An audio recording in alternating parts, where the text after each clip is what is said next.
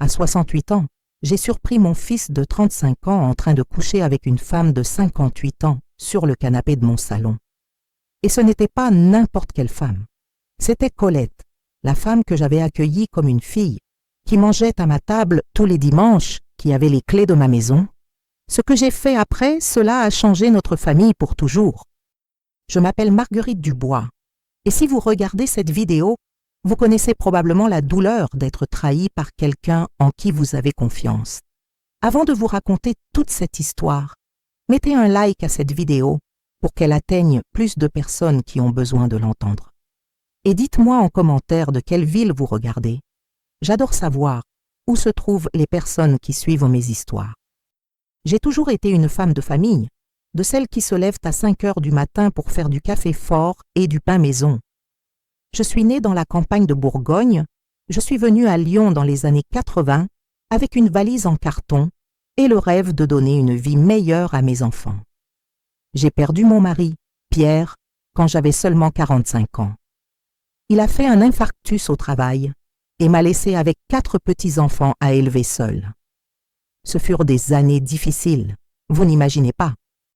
Je travaillais le jour comme employé municipal à la mairie et le soir, je cousais à domicile pour gagner un peu d'argent en plus. Mes mains étaient abîmées à force de coudre, mais je ne pouvais pas m'arrêter. Mes enfants avaient trop besoin de nourriture, d'école, de vêtements propres. Et j'y suis arrivée grâce à Dieu. J'ai élevé les 4 avec beaucoup d'amour et de discipline. Antoine a toujours été ma fierté. C'était le 3e enfant, celui qui ne m'a jamais causé de problème à l'adolescence. Pendant que les autres frères faisaient des bêtises, lui restait à la maison pour m'aider aux tâches ménagères. Quand il a eu 18 ans, il a trouvé un emploi dans un garage et depuis, il n'a jamais cessé de travailler. Un homme responsable de parole qui respectait ses aînés. À 27 ans, il a rencontré Isabelle à un mariage. Elle était institutrice, une jeune fille éduquée, issue d'une famille structurée. Quand il me l'a présentée, mon cœur s'est rempli de joie. Enfin, mon petit avait trouvé une femme de valeur qui allait bien s'occuper de lui et me donner de beaux petits-enfants. Ils se sont mariés dans une cérémonie simple mais belle à l'église du quartier. J'ai tant pleuré ce jour-là. De joie, bien sûr. Voir mon fils là, à l'hôtel, tout élégant dans le costume pour lequel j'avais économisé pendant des mois, promettant d'aimer et de respecter cette jeune fille pour toujours. Isabelle était magnifique en blanc, lui souriant avec tant d'amour dans les yeux. Les petits-enfants sont vite arrivés. D'abord Thomas, puis Marie-Claire. 2 beaux enfants qui ont de nouveau rempli ma vie de sens. Ma maison est devenue le point de rendez-vous de la famille. Tous les dimanches, nous avions un déjeuner spécial avec cette table copieuse que je tenais à préparer. Des pâtes, du poulet rôti, de la salade. Isabelle m'aidait toujours en cuisine et les petits-enfants couraient dans le jardin. C'est à cette époque que j'ai rencontré Colette. Elle était voisine d'Isabelle et traversait un divorce très difficile. Une femme de 58 ans, seule, sans enfant, qui avait besoin de soutien. Isabelle m'a demandé de l'inclure dans nos réunions familiales, parce que la pauvre était très déprimée. Moi qui ai toujours eu le cœur tendre pour ceux qui souffrent, je lui ai ouvert les portes de ma maison.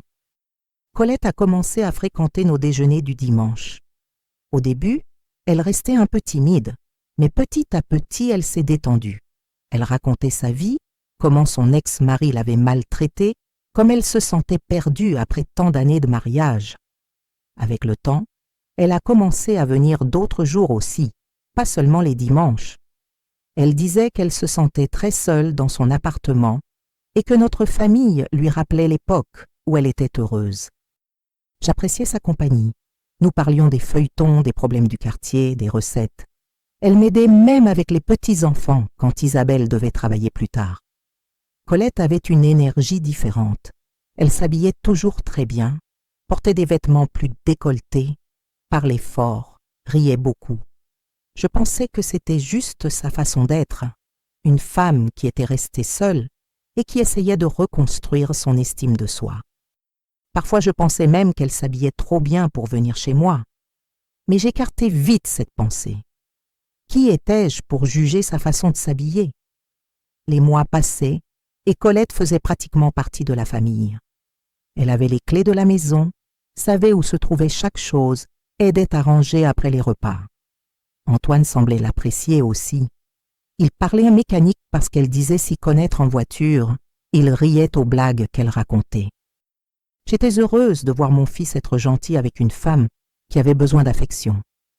Mais petit à petit, certaines choses ont commencé à me déranger. Colette s'est mise à arriver à la maison plus tôt, parfois quand je n'étais pas là. Elle disait qu'elle avait prévu cela avec Isabelle, mais quand je demandais à ma belle-fille, elle devenait évasive. D'autres fois, j'arrivais et je les trouvais seuls, Antoine et elle, en train de parler à voix basse sur la terrasse. Quand j'apparaissais, ils changeaient rapidement de sujet. Isabelle aussi a commencé à changer. Plus silencieuse, plus distante. Je demandais si tout allait bien, et elle disait que oui, que c'était juste la fatigue du travail. Mais je connaissais cette petite depuis des années. Je savais quand quelque chose n'allait pas. Elle évitait d'être seule avec moi, ne parlait plus des projets qu'elle avait avec Antoine. Antoine aussi a changé. Il s'absentait plus, rentrait tard, sortait les week-ends en disant qu'il devait régler des choses. Quand je demandais quelles choses, il répondait sèchement, ce qui ne lui était jamais arrivé.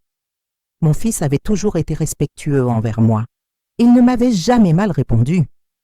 Un après-midi, j'étais dans la cuisine en train de préparer le déjeuner quand j'ai entendu des rires venant du salon. C'était Colette et Antoine qui parlaient, mais ce n'était pas une conversation normale.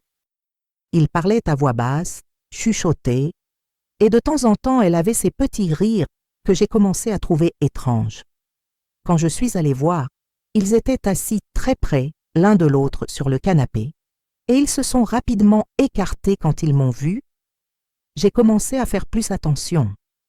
Colette touchait trop mon fils. Elle posait la main sur son bras quand elle parlait, arrangeait le col de sa chemise, passait la main dans ses cheveux. Je pensais que c'était de l'affection maternelle, puisqu'elle n'avait pas d'enfant. Mais quelque chose au fond de mon cœur ne collait pas. Ses vêtements aussi sont devenus plus provocants. Des chemisiers plus décolletés, des pantalons plus serrés, un parfum plus fort. Elle parlait de sa vie intime, avec une naturalité qui me mettait mal à l'aise. Elle racontait les hommes qu'elle rencontrait, comme elle se sentait renaître après le divorce.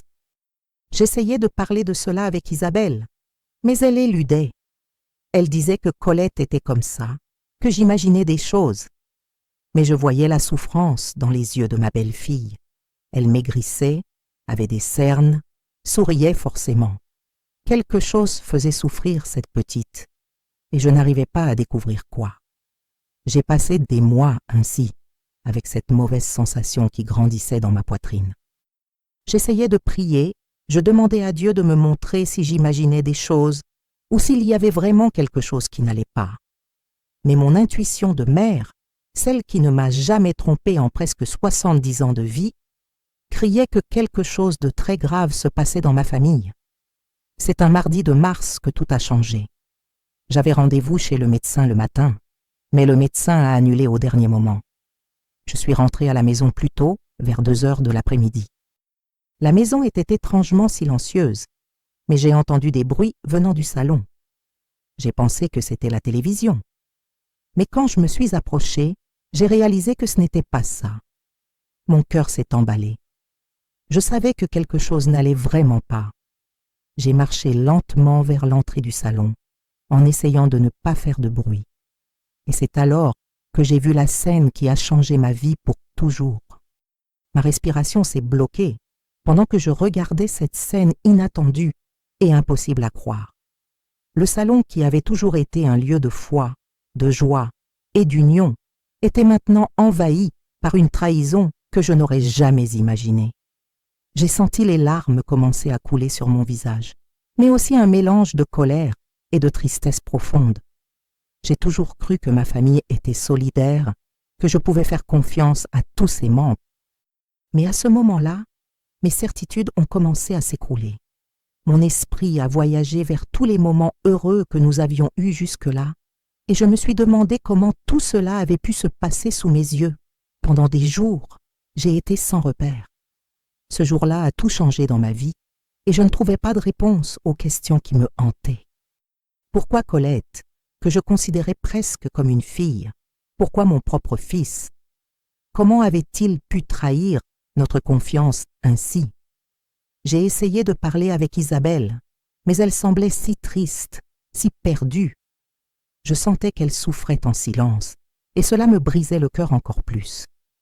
J'ai même essayé de cacher ma douleur pour ne pas effrayer les petits-enfants, mais c'était impossible de faire semblant. Pendant des semaines, ma maison a été silencieuse sous le poids du secret. Les rires ont diminué, les déjeuners sont devenus plus courts, et je sentais le vide grandir. Mais quelque chose en moi criait que je devais réagir, que je ne pouvais pas laisser cette situation continuer à détruire tout ce que j'avais construit. Mes amis ont commencé à remarquer ma tristesse, et ils ont commencé à me poser des questions, mais j'évitais de parler. Je ne voulais pas paraître faible, mais à ce moment-là, je me sentais si vulnérable, si trahie. Ma foi a été ma seule force pour supporter ces jours difficiles. Et au milieu de cette tempête, j'ai réalisé que je devais trouver une lumière, une sortie. Pas seulement pour moi, mais pour mon petit-fils Thomas, pour Marie-Claire, pour Isabelle et même pour Antoine, qui avait été ma fierté. C'est une histoire que beaucoup de mères ont peut-être peur de raconter. Mais j'ai décidé de la partager pour que d'autres personnes sachent qu'elles ne sont pas seules, qu'il est possible de trouver la force même dans les moments les plus sombres. Si vous connaissez quelqu'un qui a déjà vécu une trahison douloureuse, partagez cette vidéo. Ensemble, répandons le courage et le soutien à ceux qui en ont besoin.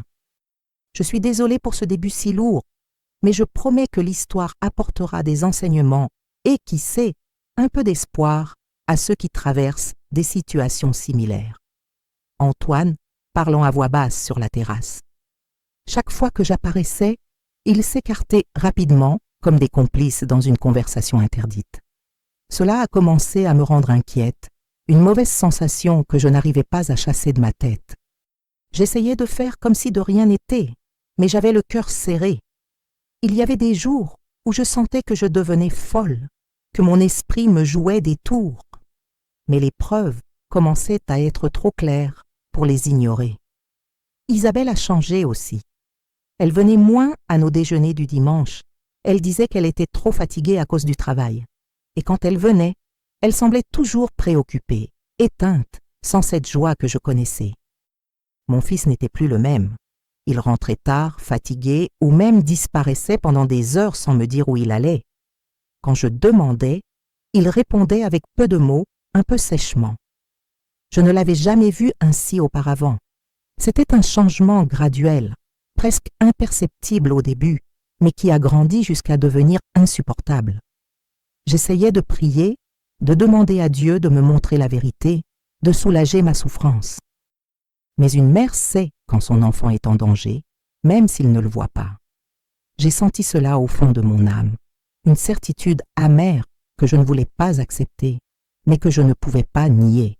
Et puis, ce jour inattendu, j'ai réalisé que tout ce que je craignais était devenu réel. J'avais perdu le contrôle de ma propre maison, de ma famille. L'endroit sûr que j'avais construit s'était transformé en champ de mines de mensonges et de trahison. Ma respiration s'est alourdie, mon cœur s'est emballé, et les larmes sont venues avant même que je puisse penser à les retenir. Ce que j'ai vu a changé ma vie pour toujours, et je savais que rien ne serait plus comme avant. J'ai dû trouver une force que je ne savais pas avoir, parce que ma famille avait besoin de moi, même si elle ne s'en rendait pas compte ou ne l'appréciait pas à ce moment-là. Le voyage que j'étais sur le point d'entreprendre allait révéler qui j'étais vraiment et ce que j'étais prête à faire pour sauver ceux que j'aime. C'étaient Colette et Antoine. Sur le canapé de velours gris que j'avais acheté quand Thomas est né, le même où Marie-Claire adore s'allonger pour écouter mes vieilles chansons, ils ne m'avaient pas vu. L'horloge du mur a marqué 4 longues secondes avant que je retrouve mon souffle. La lumière de l'après-midi entrait par le rideau de dentelle, dessinant des ombres indécentes sur le dos de mon propre fils. J'ai vu ses mains serrer la taille de cette femme que j'avais accueillie comme une fille. On aurait dit une scène de film interdit, mais c'était mon salon, mon foyer, mon histoire déchirée sans pitié. J'ai fait un pas, le plancher a grincé, et Colette a tourné le visage la première. La surprise lui a fait lâcher un gémissement sec. Antoine a mis plus de temps, comme si la réalité devait traverser un brouillard de désir avant de l'atteindre. Quand il m'a reconnue, il a essayé de couvrir sa honte avec sa chemise froissée. Je n'arrivais pas à parler. Je sentais un goût de sang et de fiel dans ma bouche, quelque chose que je n'avais jamais goûté même quand j'ai perdu Pierre dans cet infarctus cruel. J'ai respiré profondément et dans un élan, j'ai frappé mes mains l'une contre l'autre. Le bruit a résonné comme un tonnerre en moi. C'est alors que les mots ont enfin jailli. « Explique-moi maintenant, Antoine.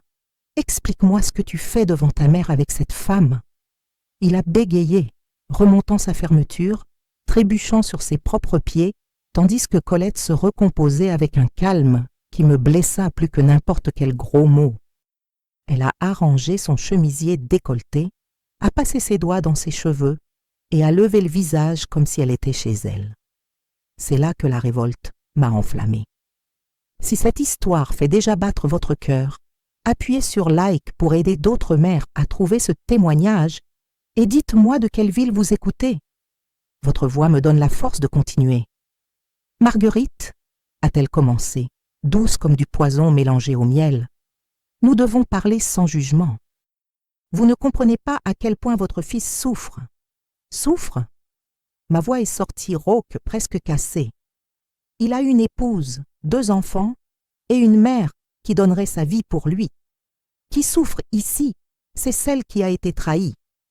J'ai regardé Antoine en espérant qu'il se comporterait en homme et défendrait sa femme, mais il a baissé les yeux, entouré d'excuses vides. « Maman, j'ai besoin que tu m'écoutes. Isabelle et moi, nous nous sommes perdus depuis longtemps. Je rentre du travail et elle est épuisée. Il n'y a pas de conversation, pas de tendresse. Avec Colette, je me sens vivant. À chaque mot qu'il prononçait, je me souvenais des nuits où j'avais prié en remerciant Dieu pour mon fils dévoué. En silence, j'ai prié à nouveau, mais cette fois en demandant le courage de ne pas m'effondrer là même, vaincu par la déception. J'ai tenu le coin de l'étagère pour ne pas trembler. « Et tu crois que tromper, ça résout ?» ai-je demandé fermement. 2 ans de mensonges, Antoine. 2 ans à utiliser ma table, mon toit, ma confiance. Il a essayé de toucher mon bras. J'ai reculé. Colette a souri de côté, comme quelqu'un qui assiste à une scène qu'elle a planifiée. Elle s'est approchée de mon fils, a posé sa main sur son épaule. « Il mérite d'être heureux, Marguerite. Isabelle ne joue plus son rôle de femme. Moi, je le fais. » C'est alors que j'ai compris, ce n'était pas seulement la luxure, c'était la guerre déclarée contre tout ce que j'avais construit. J'ai senti le monde tourner. L'odeur de son parfum bon marché mélangé à sa sueur s'est collée dans ma mémoire comme une cicatrice. « Sortez de ma maison » ai-je grondé, pointant la porte. « Maintenant » Elle a levé un sourcil, n'a pas bougé. « Antoine, dis quelque chose » a-t-elle murmuré, provocante. Il a respiré profondément. « Maman, ne transformons pas ça en scandale. J'aime Colette. Isabelle devra comprendre. » Ces mots m'ont traversé. J'ai pensé au visage fatigué de ma belle-fille, aux petits mots tendres qu'elle laissait près de mon café, aux dessins que Thomas faisait de la famille unie. J'ai pensé au dimanche qui semblait éternel, tant il y avait d'abondance et d'amour. Tout était sur la table, tordu. « Isabelle le sait ?» ai-je demandé. « Elle se doute » a-t-il confessé. « Mais il vaut mieux qu'elle n'en soit pas certaine. »« Mieux pour qui ?» ai-je presque crié. « Pour toi ? Pour cette dame qui se dit ta maîtresse ?» Colette fit un pas dans ma direction. « C'est vous la vieille dame, Marguerite. Moi je suis dans la meilleure période de ma vie, et votre fils a besoin de passion, pas de routine. Quelque chose en moi s'est brisé. Ce n'était pas seulement de l'orgueil, C'était la foi en un code qui maintenait ma famille debout. Cette femme crachait sur mon histoire. « Vous êtes un serpent que j'ai réchauffé dans mon sein », ai-je murmuré tremblante. Elle a ri doucement et a murmuré « Si j'étais vous, je réfléchirais bien avant de m'expulser. Antoine a le choix. Moi, je le rends complet. Isabelle ne lui offre que des reproches. « Moi, j'ai offert du caractère », ai-je riposté. « Et si Antoine le jette, ne comptez pas sur cette maison pour soutenir la destruction. » J'ai parcouru le salon du regard, voyant les cadres de famille devenir pure ironie. Antoine s'est frotté le visage, nourri par ce sentiment de victime que Colette alimentait. « Maman, je suis fatiguée d'être le héros que tout le monde attend. Je veux être vraiment heureux. En piétinant ceux qui t'aiment, ai-je demandé. Le bonheur qui naît du mensonge meurt dans le remords. » Il a secoué la tête, frustré. J'ai vu les traits du petit garçon qui avait un jour été grondé pour avoir volé des bonbons dans le garde-manger. Mais ce petit garçon avait appris. L'adulte devant moi semblait avoir oublié. « Colette, prenez vos affaires et disparaissez !» ai-je réitéré. Elle a ramassé son sac, mais avant de sortir, elle m'a planté son regard. « Ce n'est pas fini, Marguerite. Un jour, vous me remercierez d'avoir montré qui est vraiment votre fils. » Les mots ont flotté dans l'air comme une fumée toxique. Quand la porte a claqué, un silence lourd est tombé. Antoine s'est passé la main dans les cheveux. Je respirais rapidement. Le salon semblait rétrécir. « Tu as mis cette femme au-dessus de tes enfants ?» ai-je demandé plus calme, chaque syllabe pesant des tonnes. Il a hésité. « Maman, j'aime Thomas et Marie, mais je ne supporte plus de faire semblant avec Isabelle. » Faire semblant? Elle te soutient depuis avant que vous ayez où tomber mort, ai-je rappelé. Même si tu voulais la séparation, il y avait une voie digne.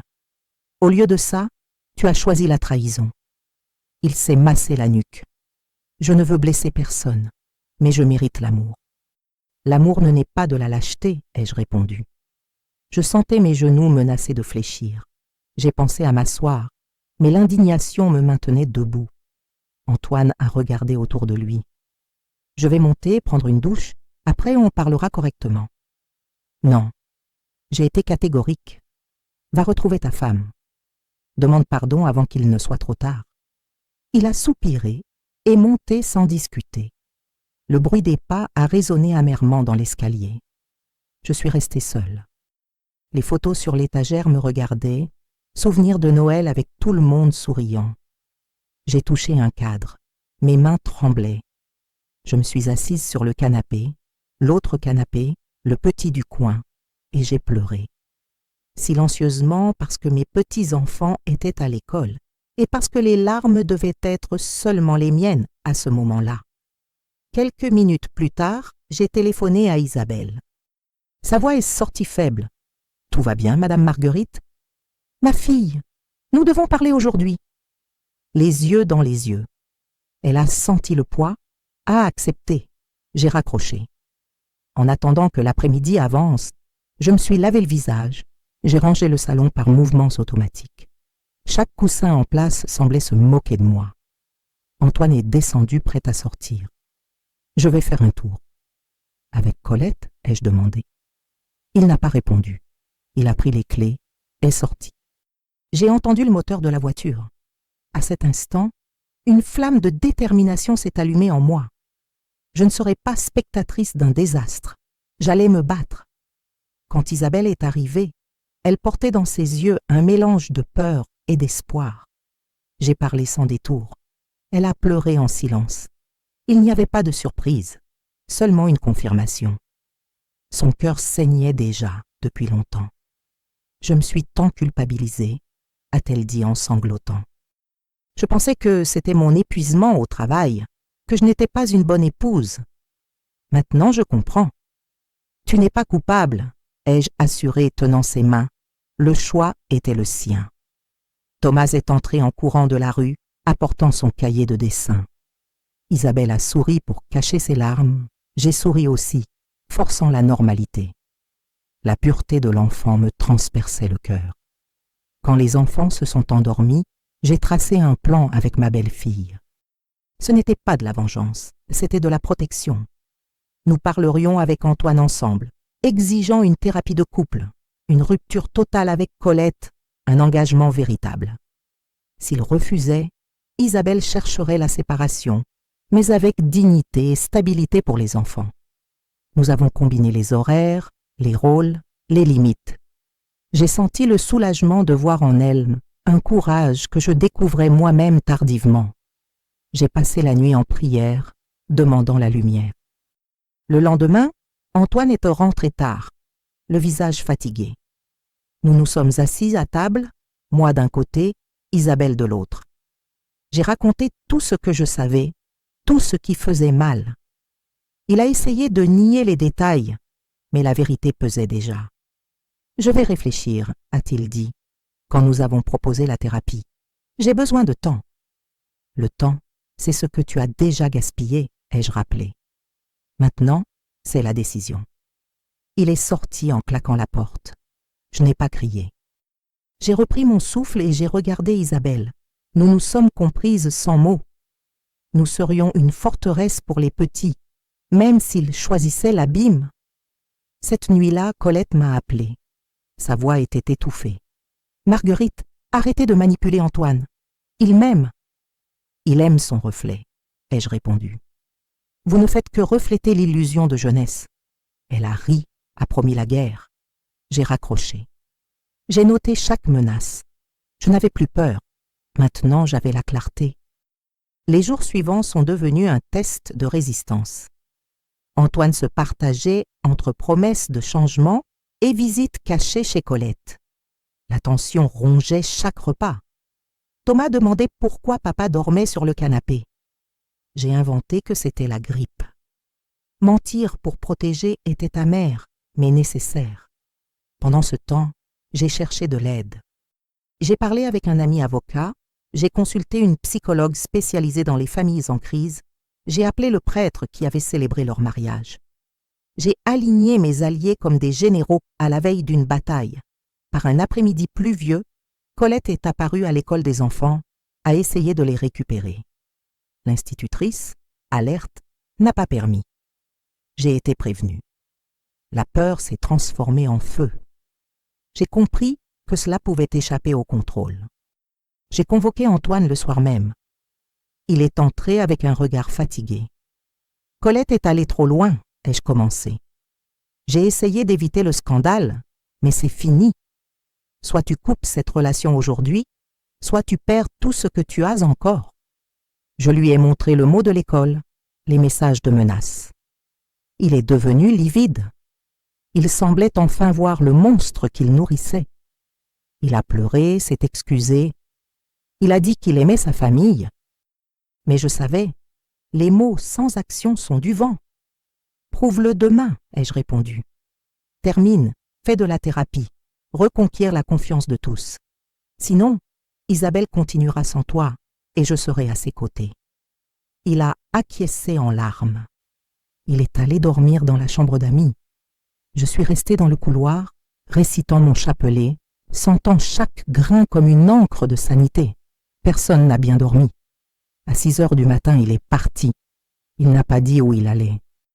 Le silence s'est étendu jusqu'à la fin de l'après-midi, quand la sonnette a retenti. C'était lui, seul, le visage dévasté. « J'y suis allé, a-t-il dit, la voix rauque. Je l'ai regardé dans les yeux et j'ai terminé.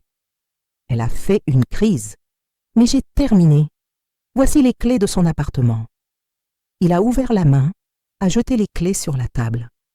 Le métal a sonné comme un glas funèbre pour l'adultère. Isabelle a pleuré doucement. J'ai tenu son bras. « Maintenant commence la partie difficile. Reconstruire ce que tu as cassé. » Il a acquiescé, pleurant. « Si vous êtes arrivé jusqu'ici, respirez profondément avec moi. La tempête semble être passée, mais la reconstruction est longue.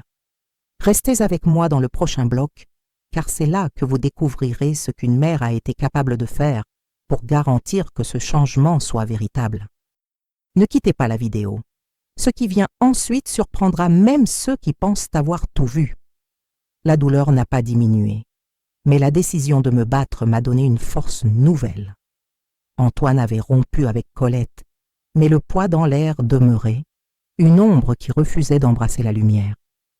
La maison, qui pendant tant d'années avait été le théâtre de fêtes, de rires et d'amour, ne semblait maintenant qu'un décor silencieux et sombre. Je sentais chaque pièce imprégnée de l'absence de confiance, l'écho des chuchotements qui n'auraient pas dû exister. Les enfants semblaient percevoir la tension invisible. Leurs rires diminuaient, leurs regards interrogateurs devenaient plus fréquents. J'essayais de cacher la douleur, mais je savais que rien ne pouvait être complètement dissimulé pour eux. Dans les premiers matins après la rupture, je me levais le cœur serré, sentant le poids de l'incertitude. Le silence dans les chambres, les conversations coupées à table, tout semblait un rappel constant de ce qui avait été perdu. Je me souvenais des temps où mon mari Pierre vivait encore. Comme c'était bon ce foyer rempli de voix, de petites joies simples qui semblaient éternelles. Maintenant, ce n'était qu'un espace vide où des échos de larmes et de cris silencieux créaient une atmosphère suffocante. Par un après-midi pluvieux, j'ai reçu un message d'Isabelle. Sa voix au téléphone était comme un fil d'espoir tremblant. Nous avons prévu de nous rencontrer pour partager nos douleurs et tracer un plan de reconstruction de cette famille que nous aimions tant. Dans sa cuisine, s'est réchauffée une vieille casserole de haricots, l'arôme ramenant des souvenirs plus heureux. Nous avons parlé entre larmes et soupirs. J'ai exprimé mes peurs, elle ses doutes. J'ai ressenti une fraternité profonde dans ce partage. Ensemble, nous avons promis un effort commun pour reconstruire ce qui semblait s'être écroulé. Isabelle m'a confié ses jours sombres, ses nuits blanches à souffrir seule, se demandant s'il y avait une erreur dans ses gestes, une faille qui aurait ouvert l'espace à cette trahison. Je l'ai convaincue que la faute n'était pas la sienne, que l'amour véritable se construit sur la confiance et le respect, et que nous méritions bien plus que des mensonges et des manipulations. Si vous réussissez à ressentir cette douleur avec moi, mettez un like pour que plus de personnes voient qu'elles ne sont pas seules dans ce combat. J'ai décidé que je devais confronter Colette à nouveau, mais cette fois, non pas avec des cris et des menaces, mais avec la fermeté sereine que les années m'avaient appris à avoir. Il était temps de montrer que l'amour que je ressens pour ma famille est plus grand que n'importe quelle peur. J'ai mis ma plus belle robe, celle qui, dans les jours difficiles, ma mère disait toujours qu'elle conférait autorité et respect, et je suis partie affronter le fantôme qui rôdait autour de notre famille. En frappant à sa porte, j'ai vu que la femme qui m'a reçue ne ressemblait plus à celle qui avait envahi mon foyer. Sa peau marquée par la fatigue, ses yeux cachant une bataille intérieure. J'ai parlé d'une voix ferme. « Colette, ce chemin ne mènera à rien de bon. Vous blessez toute une famille. Mon fils a besoin de liberté pour choisir la vie qu'il mérite, pas d'être prisonnier de vous. » Elle a respiré profondément, affrontant mes paroles, entre colère et tristesse. Sa réponse a été lente et différente de ce que j'attendais. « Marguerite, je voulais seulement l'amour, quelque chose qui semblait impossible à trouver. Je ne voulais pas détruire, seulement unir. Mais maintenant je vois que j'ai peut-être choisi le mauvais chemin. » Un moment, j'ai ressenti une pointe de compassion. Une femme perdue cherchant l'amour par des moyens tordus, mais je ne pouvais pas céder. Ma priorité était de protéger ma famille. Je suis rentrée chez moi déterminée. Nous devions faire un pas en avant. Ce soir-là, je me suis assise avec Antoine, observant son expression lourde. J'ai regardé profondément dans ses yeux et j'ai dit « Mon fils, l'amour c'est l'engagement, c'est le choix. Maintenant, la chance est entre tes mains. » Lui, la voix nouée, a promis d'essayer. Pas avec des paroles en l'air, mais avec de vrais actes. Je savais que seuls les actes allaient reconstruire ce qui avait été brisé. Dans les jours qui ont suivi, j'ai maintenu un contact constant avec Isabelle. Ensemble, nous avons planifié des séances de thérapie, des espaces de conversation et de guérison. Ce n'était pas simplement essayer d'effacer une erreur, c'était reconstruire une vie une relation fragmentée par des choix douloureux. Les enfants, qui malgré ne pas tout comprendre, étaient sensibles au climat lourd, ont commencé petit à petit à sourire à nouveau, sentant que le changement était dans l'air, même de façon subtile. Moi-même, j'ai cherché du soutien, des amis une fois renouvelés, une prière constante. Je savais que la route serait longue, pleine d'obstacles et de moments de faiblesse, mais ces pas étaient urgents et nécessaires. Chaque jour apportait de nouveaux défis, des larmes, et de façon surprenante, de petites étincelles d'espoir qui faisaient briller mes yeux à nouveau. J'ai appris que le pouvoir d'une mère peut transcender ce que nous imaginons et que le combat peut sauver ce que nous aimons. Certaines nuits, quand la maison était déjà silencieuse et que les enfants dormaient, je m'asseyais sur le canapé, feuilletant les photos de famille. J'ai vu l'éclat dans les yeux de Pierre. J'ai senti sa présence dans chaque coin de la maison et je me suis promis qu'il ne serait pas mort en vain, que je ne laisserais pas cette famille se perdre dans les ombres. Je pleurais, oui, mais pas seulement de douleur. Je pleurais d'espoir, pour le courage que je découvrais en moi, pour savoir que je pouvais vraiment faire la différence. Avec le temps, la tension dans le quartier a commencé à attirer l'attention des voisins et des amis. Certains parlaient de loin, d'autres s'approchaient, en déguisant leurs préoccupations, mais il était impossible de cacher un secret si lourd. Je savais que Colette, même éloignée, n'oubliait ni ne pardonnait facilement. Un après-midi, quand j'emmenais Marie-Claire à l'école, j'ai entendu un groupe de mères chuchoter près du portail. Les regards se détournaient, des mots qui semblaient des pics coupaient l'air. La honte que j'ai ressentie était profonde, mais elle a aussi allumé en moi une flamme de protection encore plus grande. J'ai raconté à Isabelle, qui m'a serré fort dans ses bras. « Nous devons être fortes », a-t-elle dit, les yeux rouges de pleurs et de détermination. Le réseau de soutien que nous avons formé avec les proches parents et amis éclipsait l'obscurité qui tentait d'envelopper notre famille. Parfaitement. Je vais maintenant adapter ce dernier segment de l'histoire pour créer un Roteiro authentiquement français, en préservant l'intensité émotionnelle et les leçons de vie de l'original. Lors d'une séance de thérapie, Antoine a montré des signes réels de changement. Cette douleur qui nous éloignait auparavant commençait à se transformer en apprentissage. Il parlait de ses défauts, de ses peurs, de la difficulté de redécouvrir sa place dans la famille. J'ai vu un homme qui luttait pour être meilleur pour ses enfants, pour sa femme et pour moi. Et cela m'a donné un espoir que je n'osais pas exprimer auparavant. Chaque petite victoire était célébrée en silence, chaque sourire de Thomas et Marie-Claire, un phare qui guidait nos pas hésitants.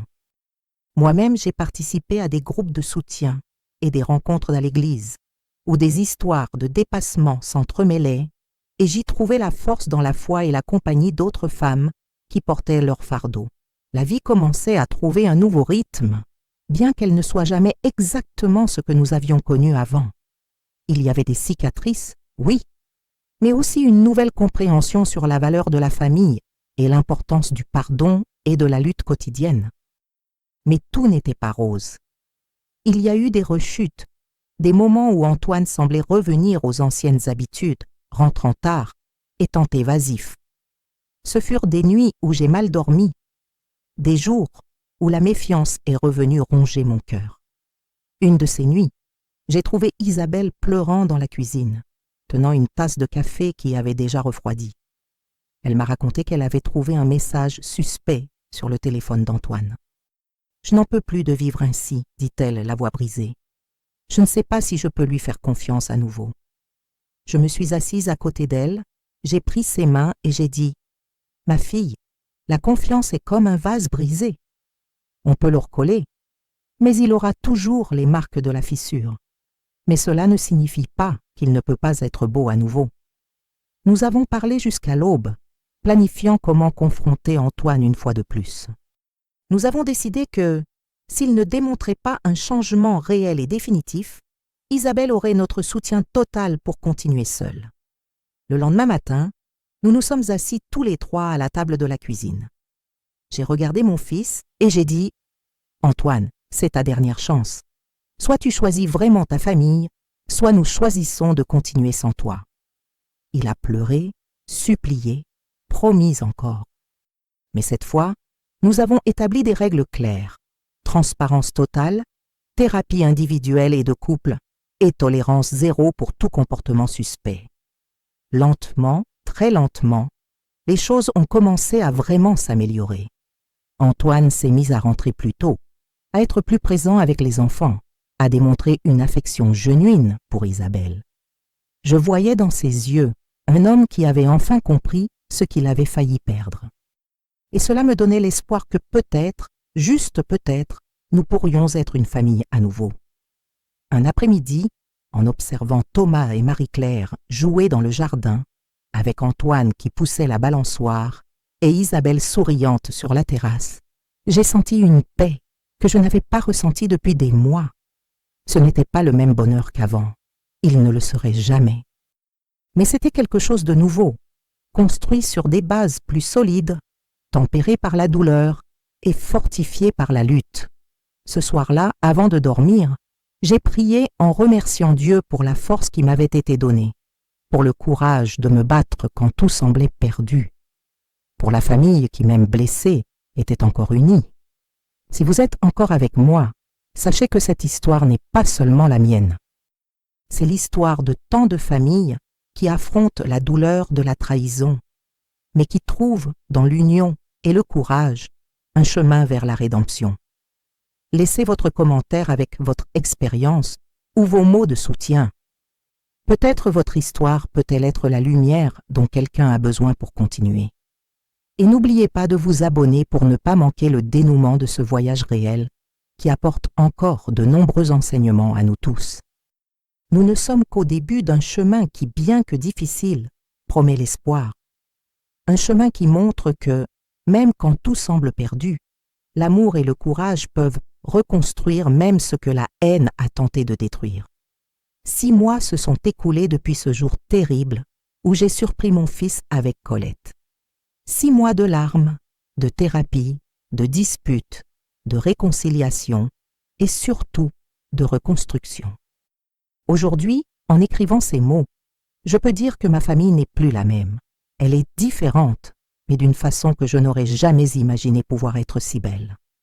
La première grande victoire est venue 3 mois après la confrontation. Antoine est rentré à la maison un après-midi, portant un bouquet de fleurs pour Isabelle et 2 jouets pour les enfants. Ce n'était l'anniversaire de personne, ce n'était pas une date spéciale. C'était simplement un homme qui apprenait à valoriser ce qu'il avait. « Maman, m'a-t-il dit ce soir-là, pendant que nous prenions le café dans la cuisine, je veux renouveler mes vœux avec Isabelle. Mais seulement quand tu penseras que je le mérite. » Ces mots m'ont ému plus que n'importe quelle excuse, parce qu'ils montraient qu'il avait enfin compris. Il ne suffisait pas de dire qu'il avait changé, il fallait le prouver tous les jours. La thérapie de couple fonctionnait. Je voyais dans les yeux d'Isabelle une lumière qui s'était éteinte pendant la trahison. Ce n'était plus la même confiance aveugle qu'avant, c'était quelque chose de plus mûr, plus conscient, mais aussi plus fort. Un matin, elle m'a cherché dans le potager où je m'occupais de mes tomates. « Madame Marguerite, je dois vous remercier. Sans vous, j'aurais abandonné ma famille. »« Vous n'avez pas abandonné parce que vous ne vouliez pas abandonner, » ai-je répondu, nettoyant la terre de mes mains. « Je vous ai juste montré que vous n'étiez pas seul. » Les enfants ont été les premiers à percevoir le changement. Thomas, qui pendant des mois était resté plus silencieux, s'est remis à courir dans la maison, à rire fort, à demander à son père de raconter des histoires avant de dormir. Marie-Claire, ma petite fille intelligente, m'a dit un jour « Grand-mère, papa est plus beau maintenant. » Il sourit avec ses yeux. Cette phrase m'a fait pleurer de joie. Parce qu'un enfant de 6 ans avait perçu quelque chose que nous, adultes, oublions parfois, que le vrai bonheur se reflète dans le regard. Si cette histoire touche votre cœur, partagez-la avec quelqu'un qui a aussi besoin de savoir qu'il est possible de reconstruire une famille après la trahison. Laissez votre commentaire en racontant votre expérience ou en envoyant un mot de soutien. Mais le chemin n'a pas été linéaire. Il y a eu des nuits où Isabelle se réveillait en pleurant, encore hantée par les images de la trahison. Je la trouvais dans la cuisine, buvant de la tisane de camomille, regardant dans le vide. À ces moments-là, je m'asseyais à côté d'elle et nous restions en silence, partageant juste la douleur. Parfois je me demande si je vais réussir à lui faire confiance à nouveau, m'a-t-elle confié une de ces nuits. La confiance est comme assez et comme un os cassé, ai-je répondu. Quand il guérit, il devient plus fort à l'endroit de la fracture. Mais cela prend du temps pour guérir, et cela fait mal pendant tout le processus. Antoine traversait aussi ces moments difficiles. Je le voyais lutter contre la culpabilité, essayant de compenser des années de négligence en quelques semaines. Parfois, il exagérait, essayant d'être le mari parfait du jour au lendemain. C'était touchant, mais aussi préoccupant. Un après-midi, je l'ai trouvé en train de pleurer dans le jardin, assis sur le même banc où son père avait l'habitude de me tenir compagnie les dimanches après-midi. « Mon fils, qu'est-ce qui se passe ?» ai-je demandé, m'asseyant à côté de lui. « Maman, j'ai tout gâché. Peu importe ce que je fasse maintenant, ce ne sera jamais suffisant pour effacer ce que j'ai fait. » « Il ne s'agit pas d'effacer, ai-je expliqué. Il s'agit de construire quelque chose de nouveau, quelque chose de meilleur. Quelque chose qui honore la douleur que tu as causée et la transforme en véritable amour. La communauté a aussi été fondamentale dans notre guérison. Les voisines, qui avant me regardaient avec pitié ou curiosité, venaient maintenant me demander conseil sur leurs propres problèmes familiaux. Je suis devenue, sans le vouloir, une sorte de conseillère du quartier.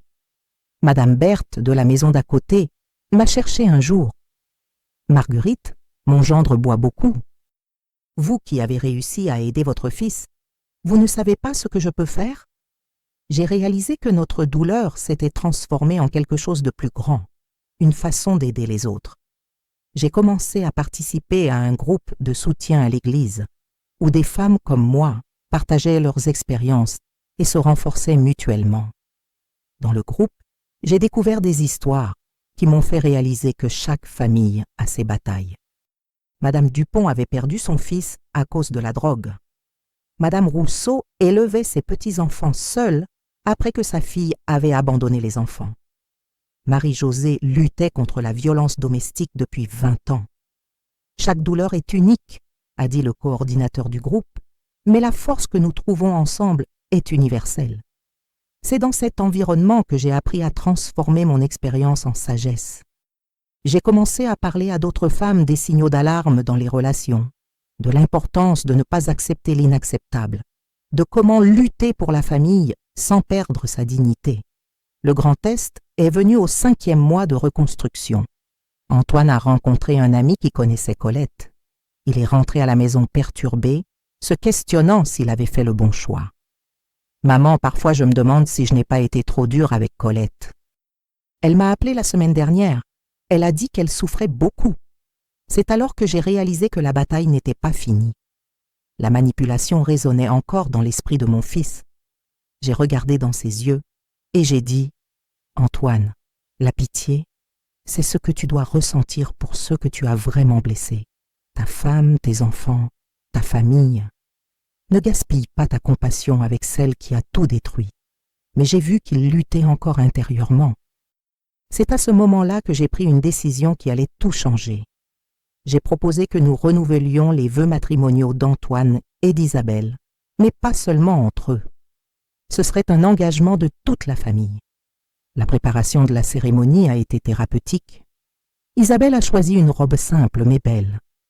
Antoine a acheté de nouvelles alliances, symboliques d'un nouveau commencement.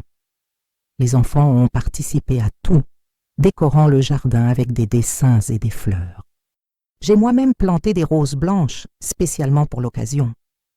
Chaque matin, en les arrosant, je priais pour que notre famille fleurisse comme ces fleurs. La cérémonie a eu lieu dans le jardin de ma maison, décorée avec des fleurs que j'avais plantées moi-même. Ce n'était pas seulement un renouvellement de vœux, c'était une célébration de renaissance. Antoine et Isabelle se sont regardés comme si c'était la première fois. Les enfants ont participé, promettant d'être une famille unie. Moi, comme matriarche, j'ai béni ce nouveau commencement. Le prêtre qui a célébré la cérémonie a dit quelque chose que je n'oublierai jamais. Une famille n'est pas définie par l'absence de problèmes, mais par la capacité de les surmonter ensemble. Thomas et Marie-Claire ont porté les alliances, sérieux et fiers de leurs responsabilités.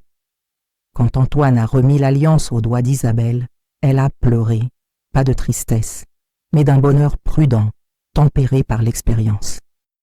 Cette nuit-là, après que tous les invités soient pidegno partis, allongée dans mon lit, j'ai regardé le portrait de Pierre sur la commode et j'ai chuchoté. Nous avons réussi, mon amour. Notre famille est sauvée. Aujourd'hui, 1 an après, je peux dire que nous sommes plus heureux qu'avant. Non pas parce que nous avons oublié ce qui s'est passé, mais parce que nous en avons tiré des leçons. Antoine est devenu un mari plus présent, un père plus dévoué. Il a même changé de travail pour avoir des horaires plus flexibles et être plus proche de sa famille. Isabelle a découvert une force qu'elle ne savait pas avoir. Elle a repris ses études, a fait un cours de spécialisation et aujourd'hui, elle est coordinatrice pédagogique de l'école où elle travaille. La douleur l'a transformée en une femme plus complète, plus consciente de sa valeur. Les enfants ont grandi dans un foyer où l'amour véritable se démontre par des actions, pas seulement des mots. Thomas, aujourd'hui âgé de 10 ans, m'aide au potager et me demande toujours si je vais bien. Marie-Claire, à 8 ans, dessine notre famille avec d'énormes sourires, un signe que l'enfant ressent à nouveau la sécurité. Colette, nous n'avons plus jamais entendu parler d'elle. J'ai su par des tiers qu'elle avait déménagé dans une autre région, refait sa vie. J'espère, sincèrement, qu'elle a trouvé la paix qu'elle cherchait tant, mais loin de ma famille. J'ai appris que l'amour d'une mère peut déplacer des montagnes, mais aussi que parfois, il faut être dur pour être aimante. Que protéger la famille ne signifie pas tout accepter, mais plutôt lutter pour ce qui est juste. J'ai appris que la trahison n'est pas la fin, c'est un recommencement. Une opportunité de construire quelque chose de plus solide, de plus vrai, de plus durable. J'ai appris qu'à 68 ans, je peux encore me surprendre moi-même avec la force que j'ai dans ma poitrine. Si vous traversez quelque chose de similaire, sachez que vous n'êtes pas seul, qu'il est possible de reconstruire, il est possible de pardonner, il est possible d'être heureuse à nouveau. Ce ne sera pas comme avant, mais cela peut être mieux. Aujourd'hui, quand je vois Thomas et Marie-Claire jouer dans le jardin, quand je vois Antoine rentrer du travail et embrasser sa femme, quand je vois Isabelle sourire sincèrement, je sais que cela valait la peine de s'être battu. Parce que la famille, ce n'est pas d'être parfaite, c'est d'être vrai, d'être authentique, d'être capable de tomber et de se relever ensemble. Et nous sommes relevés, ensemble, plus forts, plus unis. Si cette histoire vous a inspiré, abonnez-vous à la chaîne et activez la cloche pour plus d'histoires réelles de dépassement et de transformation. Laissez votre commentaire en racontant votre expérience ou en envoyant un message de soutien à d'autres familles qui ont besoin d'espoir. Votre histoire peut aussi être la lumière dont quelqu'un a besoin pour ne pas abandonner. Partagez avec quelqu'un qui a besoin de savoir qu'il est possible de reconstruire ce qui semblait perdu. Jusqu'à la prochaine vidéo, avec tout mon amour et ma gratitude, Marguerite Dubois.